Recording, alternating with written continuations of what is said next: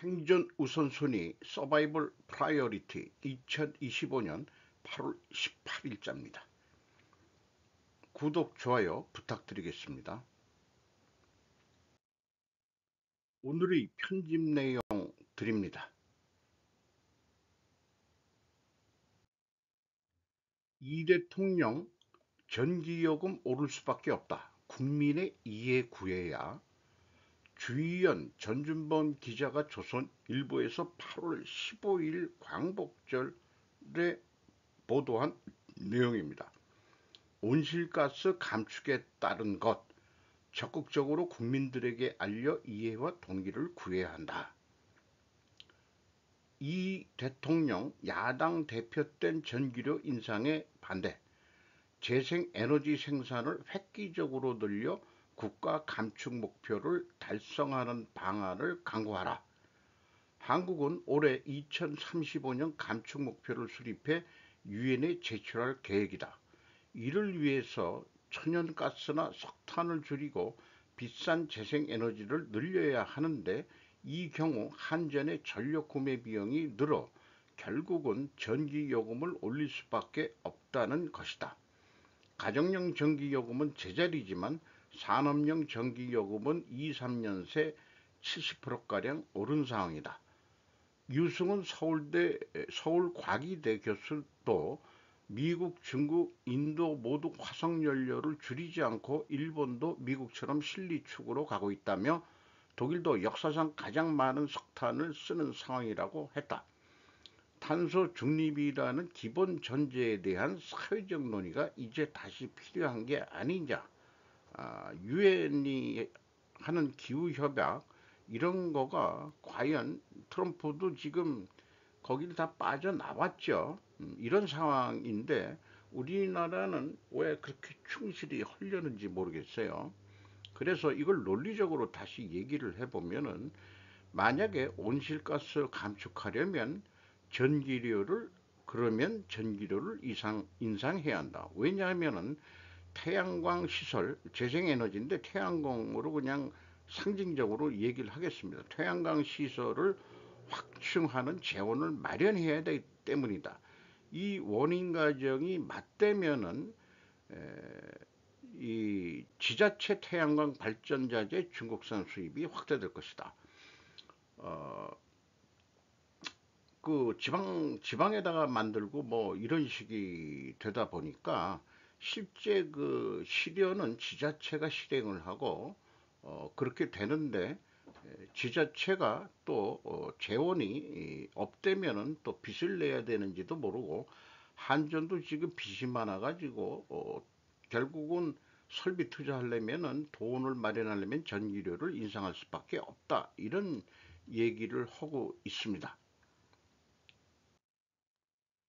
그래서 이 칸 전기요금에 대한 대국민 사격을 시작하냐고 하나라고 제가 다소 제목을 좀 크리티컬하게 좀 써봤습니다. 전기요금 오를 수밖에, 또 기업회생 요구하나.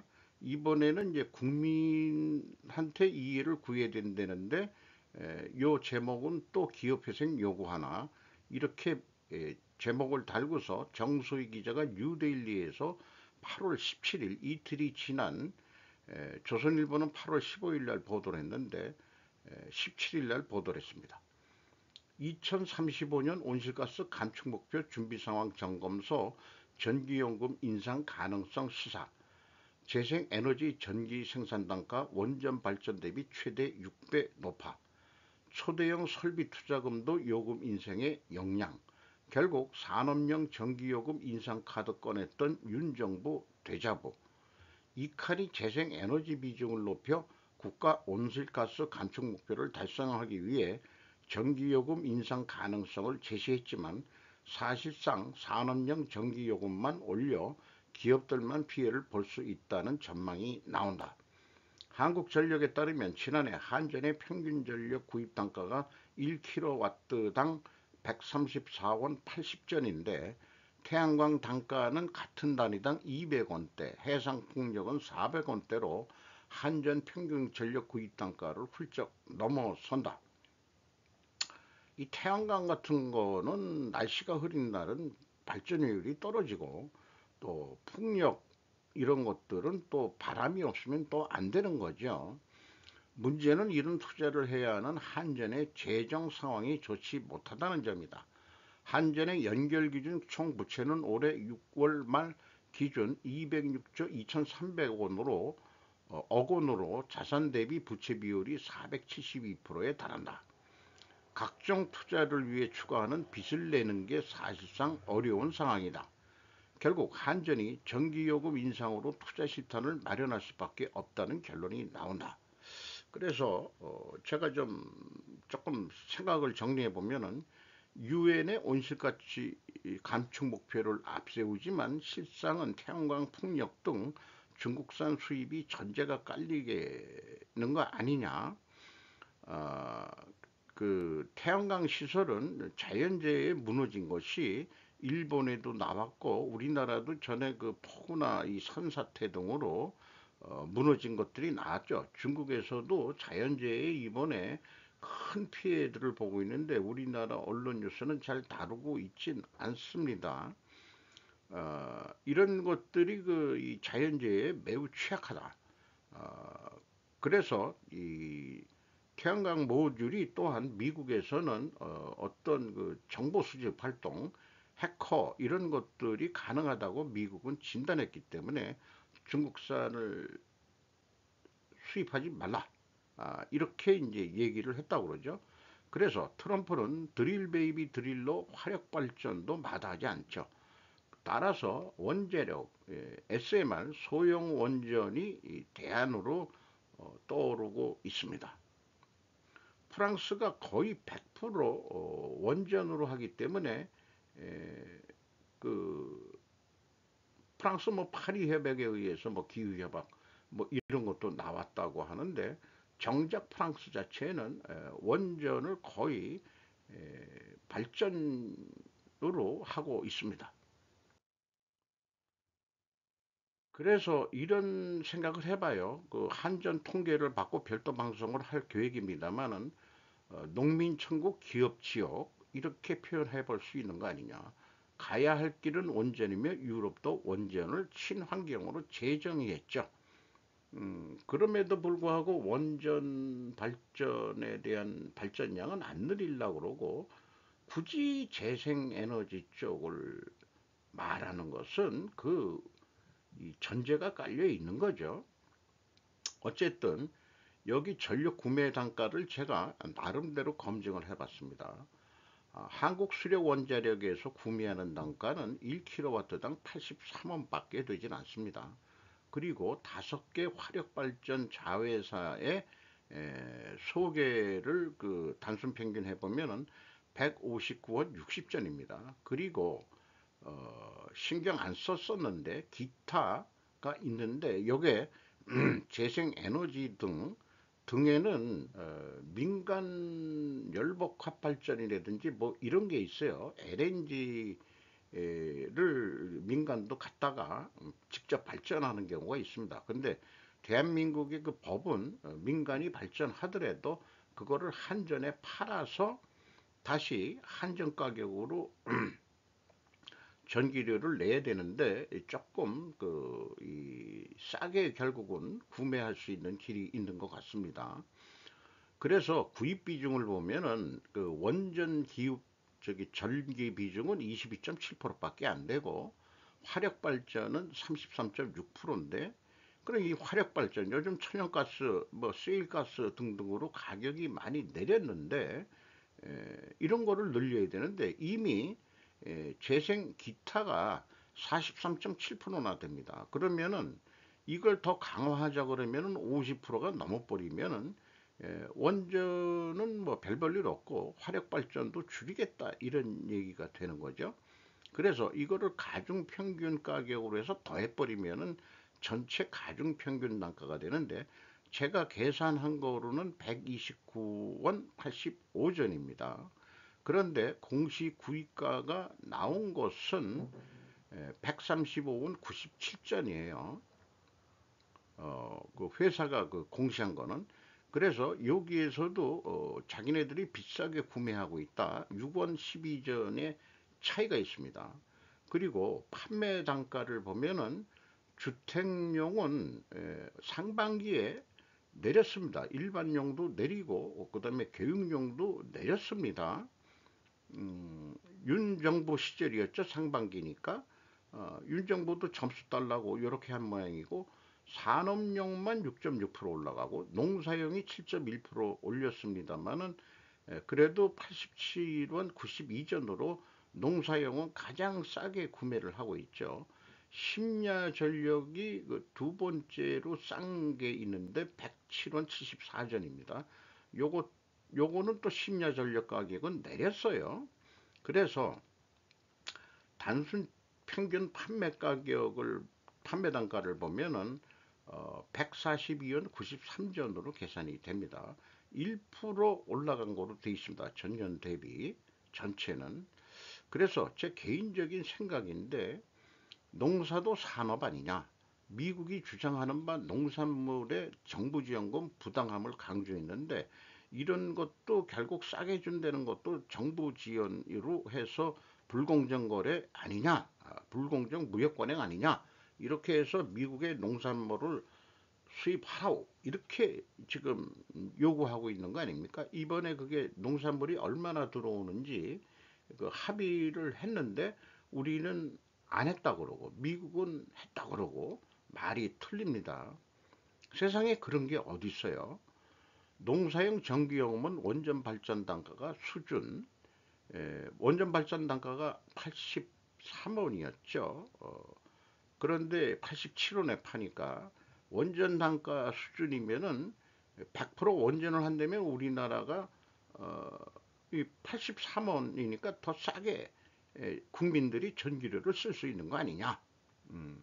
이런 논리가 당연히 나오게 되는 거죠. 100% 그러기는 어렵겠습니다만은. 어쨌든 그래서 단순 평균 판매 단가 여기 제가 계산한 거 요거하고 그 다음에 한정 주장 구입 평균 단가 135원 97전이면은 판매 마진이 6원 96전이 나오는데 요게 마진율로 보면은 4.9, 2024년에는 3.6, 이미 상반기에도 마진율이 이윤율이 올라갔다는 얘기가 됩니다. 이거를 더 올리겠다. 이거를 국민의 이해를 구해라. 어, 여기 상반기에 가격이 내려간 것은 그 대선용이었던 거 아니냐. 이런 생각도 좀 하게 되는데 에, 가격이 다시 올린다 그러면 원상복귀 되는 것도 있겠죠. 그래서 이런 생각을 해봐요. 심야 단가이기 때문에 우리가 상교대하는 회사가 있다 그러면은 낮에는 생산량을 좀 줄이고 밤에 열심히 그 전기를 좀 써가지고 그 원가 절감을 해야 되는 거 아니냐 이런 또 생각도 하게 되네요. 어쨌든 한국전력 상반기 실적을 좀 면밀히 분석해서 별도 방송을 해보도록 하겠습니다. 트럼프를 깎아내려야 직성이 풀리는 한국 언론들, 제가 제목을 붙였습니다. 어저께 이 주요 언론 매체들을 쭉 보면은 느낌이 오는 게 트럼프 깎아내리기에 다들 이 뭉친 단합한 모습을 보여주는 것 같아요. 큰 소리 치다가도 푸틴 앞에만 서면 작아지는 트럼프. 이게 무슨 노래 유행가사 제목이냐? 휴전 제재 외치더니 아무것도 안 한 트럼프. 노딜 트럼프 푸틴 젤렌스키와 3자 회담 원해. 푸틴 앞에선 작아지는 트럼프. 너 돈가스 넘기라는 돈가스라고 제가 발음을 어떻게 제안의 미홍. 트럼프 푸틴과 공감대 형성 휴전보다 평화회담 직행. 트럼프 푸틴이 더 세다 생각 알래스카 악수 때 들킨 속마음. 그 무슨 저기 점쟁인지 어떻게 알죠? 평화협정으로 직행 말 바꾼 트럼프 러의 전쟁지석 프리패스 준격 비판. 트럼프의 초특급 환대 왕따 푸틴 국제사회 리더로 복귀. 일일이 언론기관은 인용하지 않았습니다. 어저께 이게 그 도배를 했어요. 이렇게 트럼프 우크라 안전보장에 미참여, 푸틴 서방군대 주둔 수용, 월스트리트 저널 거를 이용한 뉴스가 좀 더 객관적으로 보이죠. 영독불 정상 우크라 지원 의지 그룹 화상회의 주제. 그래서 이번 그 알래스카 회의는 퍼슈잉 피스라고 해서 평화 추구라고 제목이 돼 있습니다. 이런 제목들을 볼 때 하나같이 중국의 충성심을 보이는 언론으로 읽히는 것은 저만의 느낌인가요? 푸틴이 승리자 입장에서 평화협정을 하게 해야 그 속내는 아마도 러시아와 중국을 멀어지게 하려는 전략임을 읽히지 아니한가. 한국 언론은 그런 걸 못 느끼냐. 푸틴이 패배하면 중국이 동러시아를 먹으려 할 것이고 북태평양으로 진출이 용이해진다. 아주 막혀 있죠. 그 두만강 쪽에 그 러시아 국경이 연결되어 있어가지고 중국은 북태평양으로 나올 길이 없는데 동러시아를 먹게 되면은 중국이 그러면 바로 그 미국 안보에 부담을 느끼고 있으니까 저는 그래서 알라스카에서 열린 이유가 어, 앞날을 내다보고 하는 거 아니냐 이렇게 해석이 됩니다. 그래서 알래스카로 초대한 것으로 저는 해석을 합니다. 그래서 3시간 동안 그 1대1 회담을 했다는데 뭐 폭력도 있지만은 비밀을 죽을 때까지 비밀을 지키고 살아야 되겠지만 성명에 나온 게 3시간 동안 무슨 얘기를 했는지 우리는 그 내용을 발표된 성명만 가지고는 전혀 알 수 없을 것이라고 생각을 합니다. 북한 얘기도 나왔는지도 모르죠. 중국 얘기도 분명 나왔을 것 같기도 하고요. 우크라이나 전쟁 얘기만 하지는 않았을 것 같다 이 말입니다. 드디어 만난 푸틴과 트럼프라고 슈카월드 유명 유튜버 거를 인용을 했습니다. 나름대로 그 재미있게 그 자료를 꾸미는 능력은 타의 추정을 좀 불허하는 것 같아요. 어쨌든 휴전을 하지 않으면 강한 제재를 경고했던 미국인데 이번에 악수하는 거 보면은 아주 친절하게 맞이했고 레드카펫까지 하면은 국빈 방문 이 레드 카펫을 깔려준다는 것은 국빈 대우를 해준다는 얘기죠. 의장대까지 나오고 그런 거니까. 그리고 하늘을 쳐다봤는데 지나가는 건 B2 스텔스 폭격기와 F-35 전투기 영접 시간에 맞춰서 비행한 어떻게 그 시간을 다 맞추는지 미국 공군력 보여주기. 그러니까 우리가 이렇게 센 놈이니까 너 좀 잘해봐 하는 거를 무언의 실력 과시를 하는 거 아니냐 이렇게 봐집니다.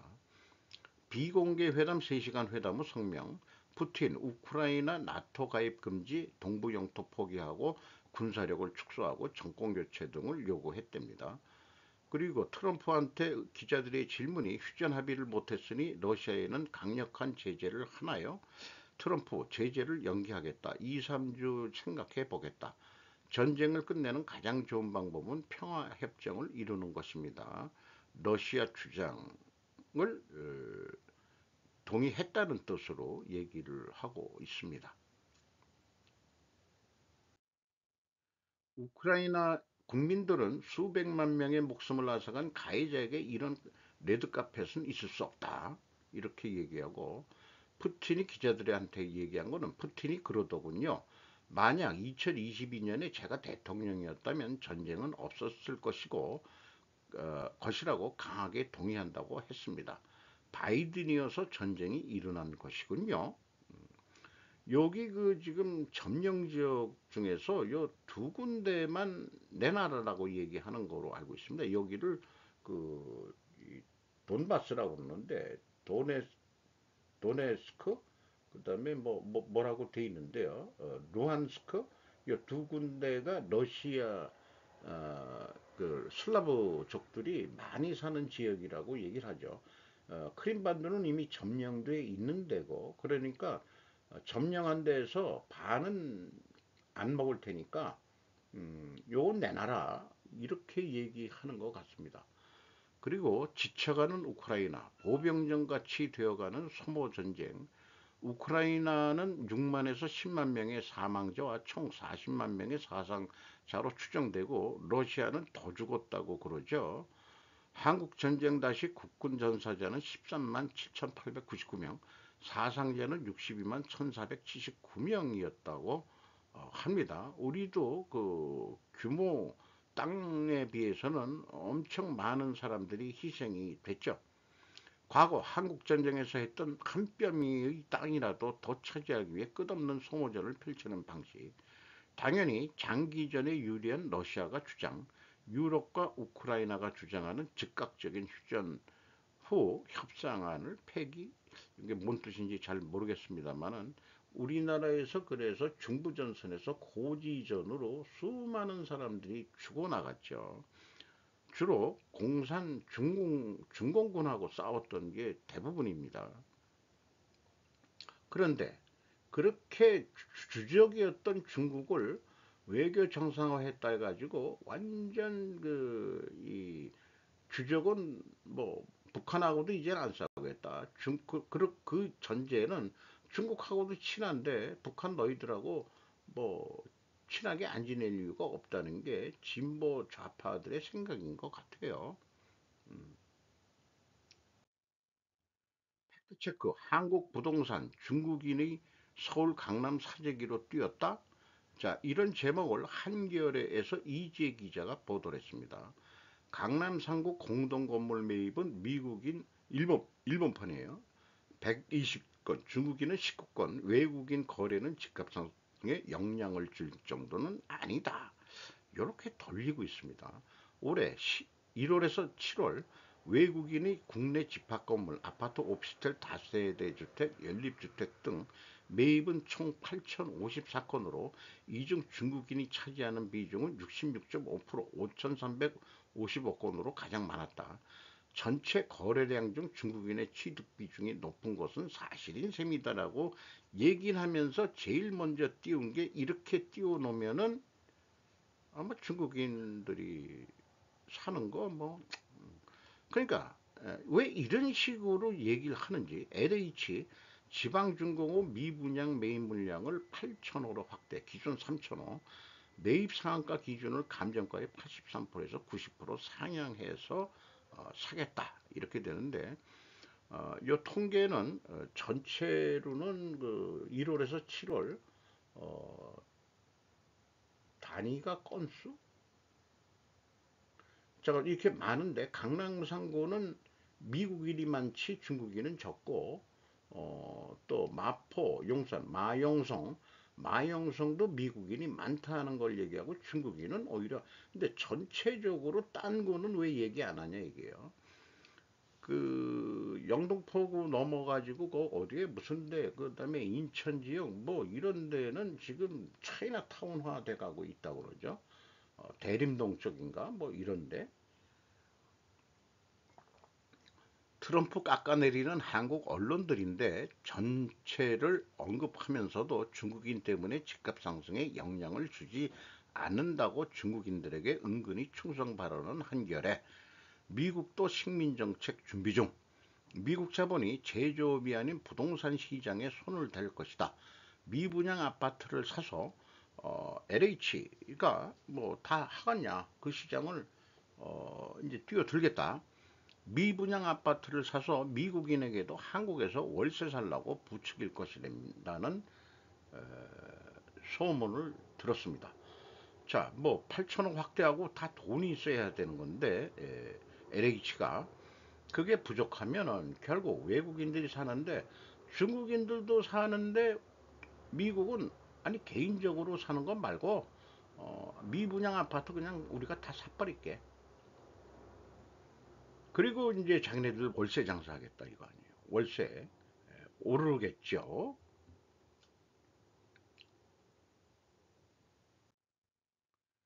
태양광 패널이 모두 물에 잠겨서 가미 아마코사시 마츠시마초의 교라기 지구에서 산사태 다수 길바닥도. 웅봉방송이 8월 14일 날 보도했습니다. 8월 10일에서 11일에 걸친 기록적인 폭우로 구마모토현 가미 아마쿠사시 마스시마초의 교라기 지구에서는 많은 산사태가 발생하여 도로가 끊기고 있습니다.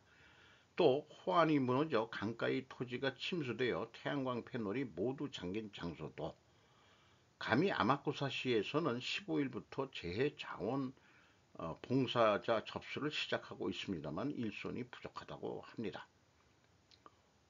그리고 태양광 패널은 지구가 아닌 달기지 운영에 필요한 아이템으로만 하는 것이 바람직할 것 같습니다. 왜 태양광 해가지고 그 화석연료 발전 전기가 달기지에도 필요한데 이 지금 태양광 이런 거 하는 게 달에 가기 위한 예행 연습 아니냐? 국민들은 피해를 주면서 탄소가스 배출 감축이란 거 내세우지 좀 말자. 그러니까 태양광은 달에 가서 쓰세요. 달에 가서. 그것이 좀 바람직할 것 같습니다. 그리고 오키나와 남쪽에 새로운 열대저기압이 발생해서 향후 규슈 부근으로 불상할 가능성도 스기의 유지 기상 해설가가 했습니다. 두 개의 그 열대성 기압이라고 되어 있죠. 열대성 저기압 두 개가 지금 또 중국을 또 경유하고 또 이 동중국해 이쪽에서도 지금 발생이 돼가지고 큐슈로 지금 올라오고 있는 중이다. 어찌 보면은 일본 열도라는 게 이 한반도를 그 보호해주는 그 방파제 역할 같은 것도 여기로 들어올 때 우리나라가 피해를 보는데 주로 이쪽으로 들어오는 거는 일본이 다 일단은 당하는 거죠. 그러니까 여기로 들어올 때만 우리나라에 이제 문제가 되는 거예요. 이렇게 그렇게 생각이 들어갑니다. 자, 큐슈 지방이 그 구마모토 쪽이 뭐 400mm 이상의 폭우가 떨어졌다는데 감히 아마쿠사시를 제가 그 차 타고 지나가 봤습니다. 뭐 소도시긴 합니다만은 트럼프 포괄 평화의 축 러시아 동부 이개주 포기 요구 미 우크라이나 정상회담 추진. 자, 일본 쪽에서는 어떻게 했느냐? 우리나라는 그냥 다 떼거지로 그 트럼프 비난하고 그 깎아내리는 보도로 도배를 했는데 지지통신 외신부는 어떤 식으로 했는지 읽어보도록 하겠습니다. 미국 미디어는 미국과 서구를 합친 말로 줄여서 쓰는 것 같아요. 16일 러시아의 푸틴 대통령이 15일에 트럼프 미 대통령과의 회담에서 우크라이나 침략 종결의 조건으로서 동국의 동부 이주 포기를 요구했다고 보도했다. 트럼프 씨는 회담을 거쳐 러시아군의 점령 지역의 취급이나 우크라이나의 안전의 보증이라고 하는 여러 과제를 포괄적으로 해결하는 평화 합의를 목표로 할 방침이라고 전한. 화평에 앞서 전토에서의 전투 정지가 필요하다고 하는 동국의 젤렌스키 대통령과 18일에 회담한다. 오늘인데 워싱턴에서의 미 우크라이나 정상회담에는 메르츠 수상 등 유럽 정상도 동석한다. 정전을 뛰어넘어 단번에 평화를 실현시키려는 트럼프 씨의 자세는 젤렌스키 씨나 유럽 정상의 입장을 떠나 러시아에 동조하는 극적인 노선 변경으로 간주되고 있어 미국과 우크라이나 유럽의 골이 드러날 가능성도 있다. 트럼프 씨는 일주일 이내에 미로 우크라이나의 3국 정상회담에 도달하고 싶은 의향으로 여겨진다. 또 두 사람은 또 러시아가 적대시하는 북대서양 조약기구에 관여하지 않는 형태로의 안전보증을 논의했다. 푸틴 씨는 유럽 각국군으로 구성하는 부대의 우크라이나 주둔을 받아들이는 자세를 보였다고 한다. 그러니까 나토군은 안 되는데 평화협정을 해가지고 평화유지군으로서 나토의 이름 말고 진짜 뭐 지들끼리 유지연합이라고 이 뭐 그 이 말을 만들었죠. 그런 군인들은 들어와서 우리나라의 유엔군이 주둔했던 것처럼, 근데 뭐 우리나라의 유엔군이라는 것은 전쟁 후 휴전 후에 주로 미군이 뭐 거의 100%라고 해도 나머지는 다 철수를 했죠. 그러니까 유엔군 이름으로 지금 미군이 들어와 있는 거지. 미군이 있는 거는 왜 우리나라만큼은 유엔군이 남아 있는 거예요. 그렇게 하고 그 저기 그 평화협정이 맺어지면은 우크라이나에 주둔하는 그 서방 군대는 나토의 이름이 아닌 거다. 이런 얘기가 되는 것 같습니다. 마스가 분석한 미 싱크탱크 MRO 인수 공동 생산 구매 가능 박성호 기자가 조선비지에서 8월 17일 보도했습니다. 미국 전략국제연구소 CSIS는 최근 미국과 동북아 동맹국의 조선협력 경로 보고서를 냈습니다. 군함 MRO를 하고 조선소 인수, 공동생산 군함 구매, 한미 정상회담소 논의되나. 한국은 지난달 31일 관세 협상을 타결하면서 마스가 프로젝트를 제안했다. 미국 조선업을 다시 위대하게라는 뜻을 담긴 마스가는 수십조 원 규모의 조선업 협력 프로젝트다. 오는 25일 한미 정상회담에서 주요 의제로 논의될 가능성이 있다. CSIS는 미국은 조선산업 문제 해결을 위해 동맹국 및 파트너 국가에 의존하는 것과 자국 역량에 투자하는 것 사이의 최적의 균형을 찾아야 한다고 제언했다.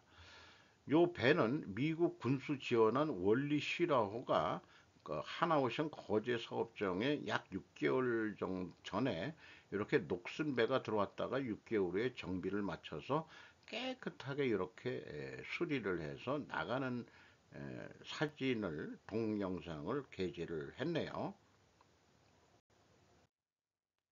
나카랑 회랑 정비 가속 아프리카 회의소 총리 표명 광물 공급망 강화 지지통신 정치부에서 8월 17일 날 보도했습니다.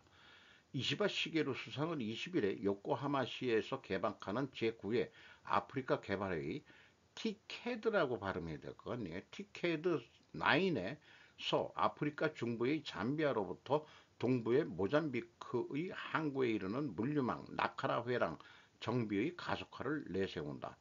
광물 자원의 공급망 강화와 목적으로 상대국의 요청을 기다리지 않고 제안하는 오포형 협력의 골조를 활용한다. 잠비아는 구리와 코발트 등이 산출되며 주로 아프리카 대륙 서쪽에 위치한 앙골라의 항구를 경유하여 수출이 이루어진다. 아, 요게 앙골라인 모양인데 이쪽 왼쪽으로 했었는데 이 회랑을 일본이 주도해서 만들겠다는 얘기죠. 다만 일본을 향해서는 모잠비크의 나카라항이 최단 경로이기 때문에 일본 정부는 2012년부터 잠비아에서 말라위를 거쳐 모잠비크로 통하는 나카라 회랑 개발을 추진해왔다. 일본 정부는 인도로부터 중동 아프리카를 일대로서 자리매김해 경제적 결부를 강하게 하는 인도양 아프리카 경제권 이니시어티브를 내세운다. 나카라 회랑과 아울러 지역 전체에서 무역 투자를 확대시켜 일본 기업의 진출을 뒷받침한다. 자, 우리나라 뭐 어떤 뉴스를 보면은 아프리카는 주로 가서 봉사활동 정도 하고 주로 농사 위주로 진출하는 것들을 많이 소개를 하고 있는데, 자, 이 자원 쪽으로도 지금 그 아프리카에 개척해 나가야 되지 않겠냐. 그 무슨 카톨릭 이런 쪽은 카톨릭 자체가 농업 기반의 어떤 종교이기 때문에 개신교는 그 산업 세력의 그 종교로 그 종교 개혁을 한 거죠. 어, 그리고 농업이라는 게 이제 중앙 집권적인 그 형태를 자연스럽게 따라가게 돼 있으니까 우리나라 가서 하면은 카톨릭 쪽에서 무슨 뭐 학교 가리키고 무슨 농업 농사 짓는 거 뭐 우물 파는 거 뭐 이런 거만 홍보하고 그러는데 그런 거 말고 일본처럼 국익에 그 도움이 되는 실질적으로 국익에 도움 자원 개척을 위해서 중국이 이미 많이 들어가 가지고 하고 있잖아요. 그거 좀 뛰어들어야 될 거 아니냐 이런 생각도 좀 해보게 됩니다. 윤어게인 우세 속 한동훈이 띄운 찬탄 단일화 국힘 전대 막판구도 흔들어 박광현 이예슬 경향신문에서 보도를 했습니다. SNS에서 이대로 가면 국민에게 버림받아 국민 여론과 거꾸로 가는 당심의 위기감 반탄 진영서도 최고위원 단일화 움직임 국민의힘 전당대회 당대표 선거에서 윤석열 전 대통령 탄핵 찬성파 찬타파 후보 단일화가 막판 변수로 떠올랐다. 여론조사상 탄핵 반대파 반탄파 후보들이 우세한 구도를 흔들며 결선 투표로 끌고 가겠다는 찬탄파 일각의 구상으로 읽힌다. 찬탄파 청년 최고위원 후보들은 17일 단일화를 선언하며 찬탄파 당대표 후보들의 단일화를 촉구했다. 찬탄파 진영의 주축인 한동훈 전 국민의힘 대표가 후보 단일화 불씨를 키우는 양상이다. 그는 전날 페이스북에 연달아 글을 올려 이대로 가면 국민의힘은 국민에게 버림받는다며 상식적인 후보들의 연대와 희생이 희망의 불씨를 살릴 수 있다고 밝혔다. 그는 우재준 최우성 청년 최고위원 후보 단일화 기자회견 일정을 공유하며 청년들에게 배운다고 했다. 그러니까 윤칸을 그 탄핵하는데 찬성했었죠. 한동훈도. 그런 찬성파들이 국힘의 대표가 돼야 되지 않겠냐. 이래야 또 국민의힘의 수명이 연장될 수 있는 거 아니냐. 그러면 민주당의 정청래 대표는 국민의힘당을 완전히 소멸시키려고 지금 작전을 쓰고 있죠. 32세 극우 활동가 트럼프 비선 실세로 뜨다. 최현재 기자가 매일경제에서 8월 17일 날 보도했습니다. 요거는 그냥 읽는 것을 생략하도록 하겠습니다. 한마디 그 빨간 글씨로 되어 있는 거. 지난 6월 한국의 대선 결과에 대해 공산주의자들이 한국을 접수해 대선에 승리했다. 끔찍한 일이라고 주장하기도 했다. 이렇게 생긴 아가씨인 모양이네. 아가씨인지 결혼한 사람인지 모르겠지만은 비선 실세라고 그러네요. 미국 소고기 가격 폭등 슈카월드가 재미있는 또 뉴스거리를 만들었습니다. 트럼프 EJ 안토니오를 통계국장에 임명했다. 그런데 이제 이 사람이 이 통계국을 엄청 비판했던 사람인데 그 사람을 그 자리에 앉혔으니까 트럼프는 수치가 정직하고 정확하도록 할 것이다. 이렇게 얘기하고 있고 또 이 멕시코와 캐나다 수입품에 25% 전면 관세를 부과하는데 공화당 응답자의 63%는 지지했다.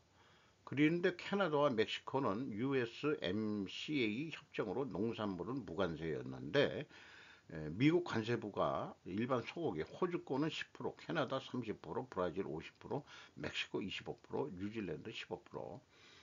자, 미국이 지금 쇠고기를 먹어야 되는데 지금 이렇게 관세를 매기니까 그래서 호주권은 10%뿐이 안 되니까 국내 소고기의 수요의 약 3배를 생산하지만 미국 수요를 충족하는 것은 여전히 어려운 과제다라고 즐거운 호주 총리는 즐거운 비명을 지금 내고 있답니다. 뉴질랜드는 왜 15%냐?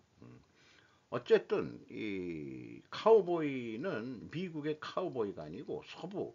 처음에 옛날에 서부 영화 본다면 서부가 카우보이인 줄 알았어요. 카우보이를 서부로 번역하는 말이다. 그러니까 서쪽이라는 뜻으로 그때는 한자를 모르고 서부 영화 보러 가자 그러면 카우보이 영화 보러 가는 거로.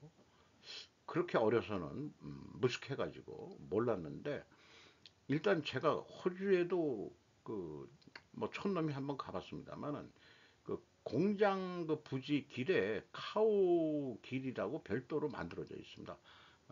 계절마다 이동해야 되기 때문에 그 소를 키우기 위해서 카우보이들이 그 카우 길을 공장에서 무료로 내주기는 거로 되어 있습니다.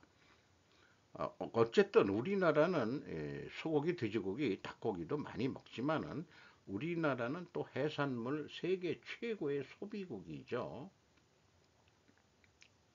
뭐 미역 등등 포함해서 해산에서 나오는 해조물도 김, 미역 뭐 이런 것도 이 해초류도 엄청 우리는 많이 먹는다 이런 얘기죠. 현대차에도 구조되는 오는가? 이 현대차 주가 가지고 얘기를 하고 있습니다. 영업이익도 좋고 다 좋은데 왜 주가가 안 오르냐? 자기는 현대차에 많이 베팅을 한 모양이에요. 그래서 퍼가 문제다 뭐 이렇게 얘기하는데 퍼라는 걸 저도 그 뭐 주식을 전문적으로 안 하니까 찾아보면 주가 나누기 주당 순이익인데 저는 그 원가 회계에 의한 주당 순이익을 신뢰하지 않습니다. 그래서 시가총액 나누기 스르폿 영업이익으로 합니다. 그러면은 퍼가 14.5에서 16.1로 올랐어요. 당기순이익으로 보는 게 아니고 영업이익까지만 보자. 글쎄 뭐 그것도 그 기준으로 해서 트렌드를 보면 되는 거예요. 어쨌든 현대차가 스마트카가 성공하면 황제주가 됐기를 기대한다. 그래서 자기도 돈 좀 벌어보자. 현대차 주식을 꽤 많이 가지고 있는 친구 모양이네요. 중공업 미분양은 악성 미분양, 악성 재고로 불린다. 슈카월드 요것도 했는데 연간 레미콘 출하량으로 보면은 알 수 있는 거 아니냐. 연간 레미콘 출하량이 IMF 수준까지 하락했다. 쭉 내려갔다는 얘기예요. 그런데 경상수지는 흑자다. 제조업에서 요거는 제 개인적인 경험인데 제조업에서 1년 이상 보유 재고를 나는 악성 재고로 분류했던 바 감사가 휴면을 잘 오타했습니다. 휴면 재고로 잠자는 재고로 순화된 표현을 하자고 제안한 경험이 있습니다. 미분양 아파트가 악성 재고인 셈이다. 이걸 미국 자본이 통째로 사서 월세 장사를 시작하려고 한다는 관세 협상 이후 또는 은행의 악성 주택담보대출 미회수분을 싸게 매입해 채무자 집주인을 월세 전환으로 하겠다는 설도 돌고 있습니다. 중국 애들이 해먹느니 미국인들도 해먹자. 그래 노인네들 은퇴한 은퇴연금 가지고 한국에서 충분히 살 수 있다. 그러니까 노인네들 미국에서 그 물가 오르고 뭐 힘들고 하니까 우리가 한국에 월세 싸게 드릴 테니까 거기 가서 살면은 한국 물가도 싸고 그러면 좋지 않겠소. 이런 또 소문이 아직까지는 소문입니다. 언론에서 뭐 한 건 없고 소문으로 들었어. 풍문으로 들었어. 그렇다 보니 경기 선행지수와 동행지수가 완전히 반대로 가는 신기한 일이 발생했다. 자, 이게 그 빨간 줄은 그 미분양 아파트가 계속 재고가 증가하고 인구는 비수도권 인구는 줄어들고 있고 이렇다는 얘기입니다. 자민 전국 열세진 아소 다로시 유료기관 차례차례 방문 개파 독불 장군이 될 수 있을까? 상케이 신문에서 8월 17일 날 보도했습니다. 자관 어떤 그 특별 고문 형태로서 그 사람들을 만나면서 그 총리를 다시 뽑아야 되지 않겠냐 하는 작업을 하고 있는데 이 이시바하고 그 아소는 그 견제하는 그런 서로 입장이고 또 자신이 총리 시절 이시바 총리로부터 그때는 총리가 아니었지만 퇴진을 요구받았던 아소시지만 총리에 대해 퇴진 등 직접적인 말을 쓰는 것은 피한 것 같다 이렇게 얘기를 하고 있고 지금 차기 총리 후보로 예상되는 에, 우리로는 고시초 뭐죠 뭐라고 읽어야 되나 뭐 자관 일본 말로는 뭐 있었는데 잊어버렸습니다.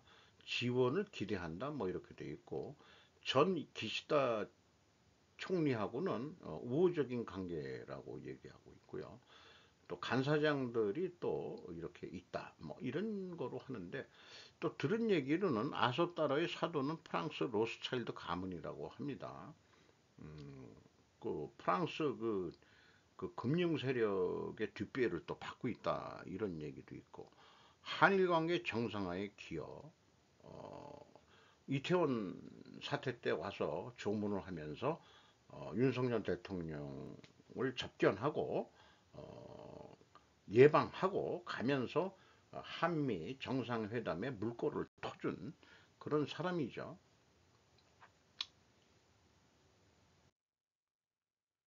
자, 맨 앞에 충분 조건 논리로 인과관계로 한 게 있는데 많은 것들을 정치, 외교, 사회 문제를 결과원인 결과의 과학적 상식으로 접근해보자. 많은 젊은 사람들, 아니 전문가들은 상관관계 수립 역량이 매우 높으십니다. 근데 두 가지 문제가 있어요. 우연성의 의구심이 있고 불충분한 정보 수집이 있습니다. 어떤 변수가 간과되면 상관관계가 무효로 드러나기 때문에 그래서 세 번째 단계인 결과원인 결과의 과학적 사고방식으로 일반 뭐 경영이나 이런 거 말고라도 사회 외교 이런 문제도 한번 저는 자꾸 실험 정신으로 해보고 싶은 거죠. 뭐 사회 문제 이런 건 사실관계 확인 뭐 이런 식으로만 얘기하지만 팩트 체크만 가지고는 안 된다. 인과관계로 가서 왜 이런 일이 발생했지? 그 원인이 뭐지? 그 원인이 진짜라면은 그 충분하다면은 어떤 결과를 낼 수 있느냐? 이게 과학적 사고방식이라고 배웠습니다. 그런데 그 원인이 인격 모독적인 인신 공격적으로 찾아졌다면 그 원인은 원인으로서 포기해야 되는 것이 양심에 맞을 거다 이런 얘기죠. 근데 저도 가끔 가다가 여기로 가는 적이 있어요. 포기해야 되는데. 자, 오늘도 좋은 하루가 되시기 바랍니다.